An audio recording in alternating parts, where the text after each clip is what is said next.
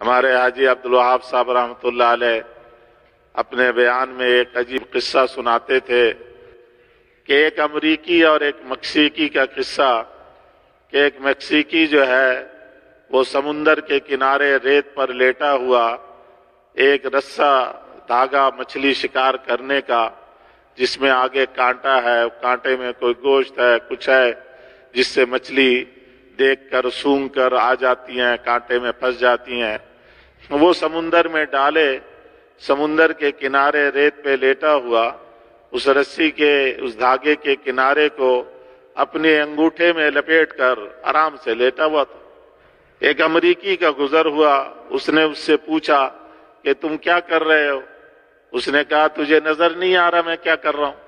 اس نے کہا کہ تم اس دھاگے کے ذریعے سے ایک مچھلی پکڑو گے، اگر تم اس کی بجائے وہ لکڑی لے لو جس کے آگے دھاگا بندھا ہوتا ہے تو 3-4 لکڑیاں تم لگا دو اور آرام سے بیٹھے رہو، تو 3-4 لکڑیوں میں 3-4 مچھلیاں آئیں گی 3-4 کانٹوں میں۔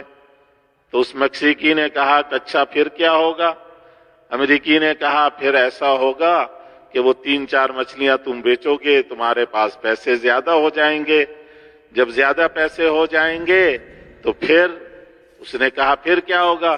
میں نے کہا پھر جب پیسے تمہارے پاس زیادہ جمع ہو جائیں تو تم ایک جال خرید لینا۔ اس نے کہا اچھا پھر کیا ہوگا؟ پھر اس جال سے تم جب شکار کرو گے تو اس جال میں بہت ساری مچھلیاں آئیں گی۔ ان کا پھر کیا ہوگا؟ ان مچھلیوں کو بیچ کر تمہارے پاس اور زیادہ پیسے جمع ہو جائیں گے۔ اس نے پوچھا اچھا پھر کیا ہوگا؟ تو پھر تمہارے پاس اتنے پیسے جمع ہو جائیں تم ایک چھوٹی سی کشتی لے لینا۔ اچھا کشتی لے لوں گا تو پھر کیا کروں گا؟ کشتی لے کر تم ذرا اور آگے سمندر میں گہرے پانی میں چلے جانا، وہاں مچھلیاں زیادہ ملیں گی، زیادہ جال میں مچھلیاں آئیں گی۔ تو پھر کیا ہوگا؟ امریکی نے کہا پھر تمہارے پاس پیسے اور زیادہ جمع ہو جائیں گے تو تم ایک وہ مشینی کشتی لانچ خرید لینا اور گہرے پانی میں جانا، اور گہرے پانی میں جاؤ گے تو وہاں اور زیادہ تمہارے پاس شکار آئیں گے، زیادہ مچھلیاں ہوں گی، تو پھر تم اپنے لیے 1-2 ملازم بھی رکھ لینا، پیسے زیادہ ہو جائیں گے تو پھر اور پیسے جمع ہوں گے تو ایک چھوٹا سا اسٹیمر خرید لینا۔ پھر کیا ہوگا؟ اس نے کہا پھر اسٹیمر خرید کے تم اور گہرے سمندر میں جانا اور وہاں پہ تمہارے ساتھ عملہ بھی ہوگا، وہ سارے مل کر مچھلی پکڑیں گے، پھر تم ان مچھلیوں کو دوسرے ملکوں میں بھی بھیجنا اور تمہارے پاس پیسے زیادہ ہو جائیں گے، اور پیسے ہوں گے تو اتنے پیسے جمع ہو جائیں کہ ایک بحری جہاز لے لینا، سمندروں میں دور دور تک مچھلیاں پکڑتے رہنا، مچھلیوں کا شکار کرنا، اور مچھلیاں شکار کر کے مچھلیوں کو ملک میں باہر ملک میں ایکسپورٹ کرو گے، بھیجو گے، تو پھر کیا ہوگا؟ اس نے کہا پھر تو اپنا گھر بنانا، شادی کرنا، تیرے بچے ہوں گے۔ اس نے پوچھا مکسیکی نے پھر کیا ہوگا؟ انہوں نے کہا پھر تو آرام سے اس گھر میں رہنا۔ اس امریکی نے کہا کہ تو پھر آرام سے اس گھر میں رہنا اپنے بیوی بچوں کے بیچ میں۔ تو اس نے کہا کہ اب میں کیا کر رہا ہوں؟ اب بھی تو میں آرام سے لیٹا ہوا ہوں اس ریت پہ، تو نے اتنا لمبا چکر لگا کے مجھے کہا کہ اب آرام سے رہنا تمہیں۔ ہم سارے اس چکر میں پڑے ہوئے ہیں، اب یہ کر لو، اب یہ کر لو، اب یہ کر لو، اب یہ کر لو، اتنی محنتیں کر لو، پھر آرام سے رہنا۔ وہ آرام سے رہنے کی نوبت نہیں آتی اور ملک الموت آ جاتے ہیں کہ چلو اب آرام سے میرے ساتھ چلو۔